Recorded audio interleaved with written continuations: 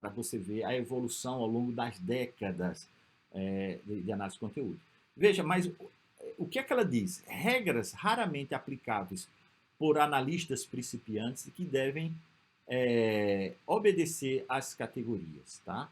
Então, quando você fala de análise de conteúdo, você fala de descrição analítica e você fala também do sistema de análise categorial. É o segundo elemento que ela coloca nessa seção. Então, a descrição analítica ela precisa ser rigorosa, sistemática, cumprir todos aqueles pressupostos que a gente vai falar e deve também obedecer essas categorias. Ela diz que é, que as categorias, né, é, essas regras são raramente aplicadas por analistas principiantes, quem está iniciando. Ou seja, categoria precisa ser homogênea. A pergunta que você tem que fazer ali, quando ela fala disso, e aqui eu estou citando exatamente, vocês podem. Eu cansei de colocar aspas o tempo todo, tá? Tudo que eu não colocar aspas e não. É, provavelmente vai ser texto da Bardan, tá? Aqui eu esqueci de colocar o número da página, procuro ser cuidadoso nisso, mas vocês perdoem. Esse vídeo é para ser visto com o livro da Bardan do lado. É uma leitura crítica, discutível, que quase gostaria de discutir isso com você. Mas, veja, ela diz que as categorias precisam ser homogêneas. E diz assim, poder-se-ia dizer que não se mistura alhos com bugalhos, né? Isso é uma expressão bem portuguesa. Não se mistura alhos com bugalhos, apesar do som parecer parecido, soar semelhante, mas você não, essas categorias precisam ser homogêneas. A pergunta que você tem que fazer é, homogênea em quê? Entendeu? Homogênea em quê? Nos discursos, na forma, no conteúdo. É, então, isso precisa ser discutido em cada projeto, tá bem? Ó, exaustivas, tá? Esgotar a totalidade do texto. Então, quando eu estou fazendo, eu tenho um sistema de categorias, dimensões de análise, sistema de análise, né? Dimensões de análise, categorias, subcategorias, e assim, dimensão, categoria, subcategoria, subcategoria, assim por diante, elas precisam ser exaustivas, ou seja, ela precisa esgotar a totalidade do texto. Outra pergunta que eu faria é, não, talvez exista dimensões no texto que, embora sejam importantes, eu não atendem aos meus objetivos, né? Poderia categorizar assim num grande pacotão outros, ou coisas que não me interessam, ou aspectos que eu não vou analisar agora.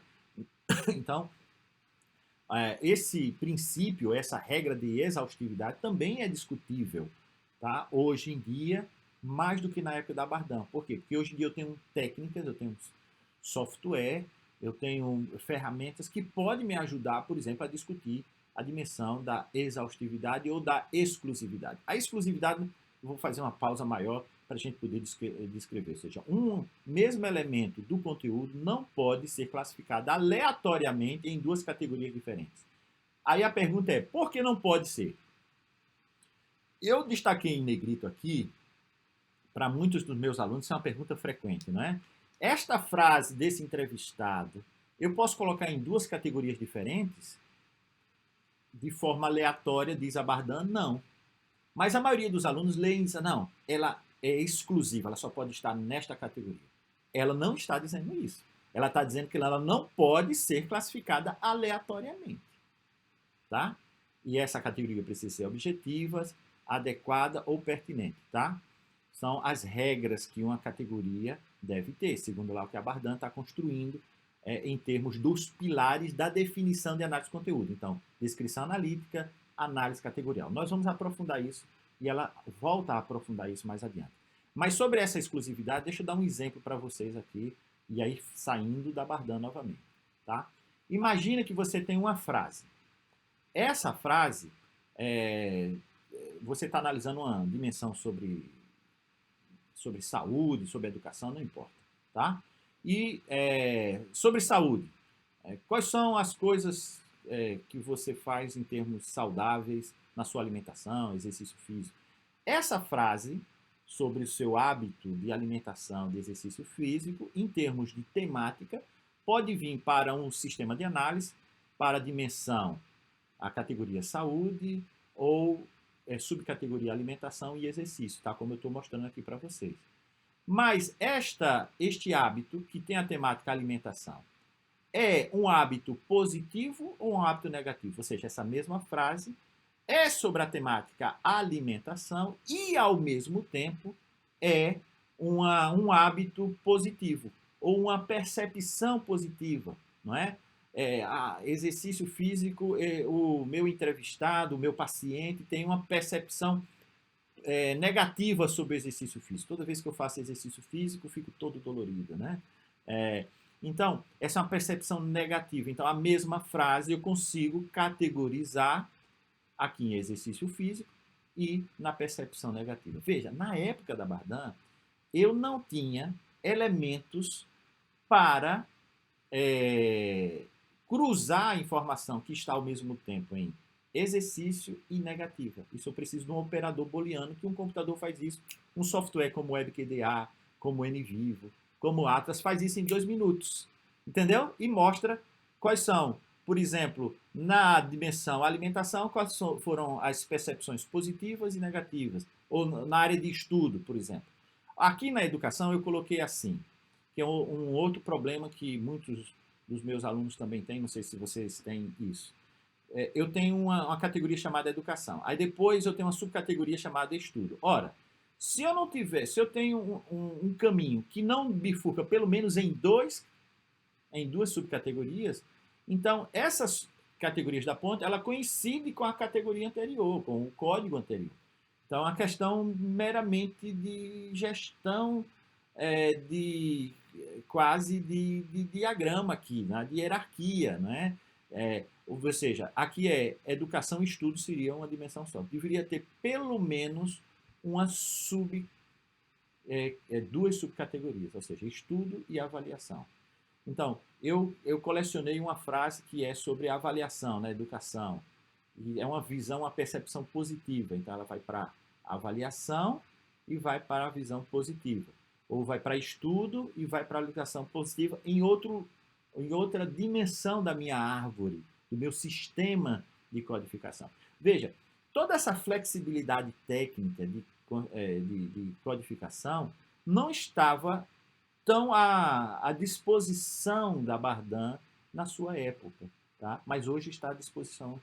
Não estou dizendo que ela está pecando por falta de lógica, tá? Então, ela está dizendo que um conteúdo ou uma unidade de texto, ou uma referência, ela chama aqui de elementos do conteúdo, uma frase da entrevista, vamos pensar assim de maneira bem pragmática, ela não pode ser classificada aleatoriamente em duas categorias diferentes. Ora, é óbvio isso, né?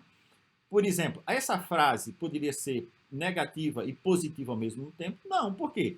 São categorias autoexcludentes. Se é positiva, não é negativa. Se é para cima, não é para baixo. Se é para a direita, não é para a esquerda. Então, ela pode ser uma frase ao mesmo tempo que indica estudo e avaliação, segundo a definição que eu dou, mas não pode ser ao mesmo tempo positiva e negativa. Então, essas duas subcategorias da dimensão percepção, elas são auto-excludentes, mas na educação ela poderia ser. Eu posso ter frases que têm a ver com estudo, a pessoa começa, não, toda vez que eu estudo mais de 2 horas, 3 horas por dia, ao longo de 2 semanas antes da avaliação, me saiu bem na avaliação.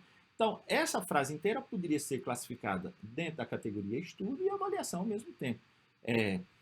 Ou da alimentação e exercício, né? Quando eu me exercito, eu tenho a tendência de me alimentar melhor, de forma mais saudável, por exemplo. Tá? Então, eu estou dando aqui exemplos bem aleatórios, isso é discutível, essas minhas afirmações, só para que vocês possam perceber a mecânica. Existe aqui uma lógica estrutural que essas regras têm a ver com isso, né? Mas, por exemplo, esses conceitos de objetividade que a Bardan falou, ainda continua válido, tá? Codificadores, analistas diferentes devem chegar a resultados iguais. Se eu der para o Francisco, a Maria e o João verem aquelas unidades de textos ali, eles vão dizer, não, segundo as definições X, Y e Z, essa unidade de texto vai para ali, essa vai para ali. deveria ter um grau de concordância no processo. Isso nos leva a uma outra coisa. Nós podemos discutir em outro vídeo, que é os processos de validação, né, de auditoria, se você gosta dessa palavra, que precisa existir na análise de conteúdo. E existe, pouco praticada, porque se você faz uma coisa caseirinha com a tabelinha do Word, do Excel, amigo, é difícil. É difícil fazer uma auditoria, até mesmo do orientador ao seu mestrando, ao seu doutorando, ao aluno de TCC, entendeu? É difícil. Agora, se você faz isso do WebQDA, por exemplo, que é online, você partilha com o orientador, ele consegue entrar lá, melhorar a sua confiabilidade, né? essa pertinência, né? Essa objetividade de tudo que nós estamos falando, dessa análise de conteúdo. Tá? Isso tudo tem a ver ainda com a seção da descrição analítica. Outro elemento muito importante da descrição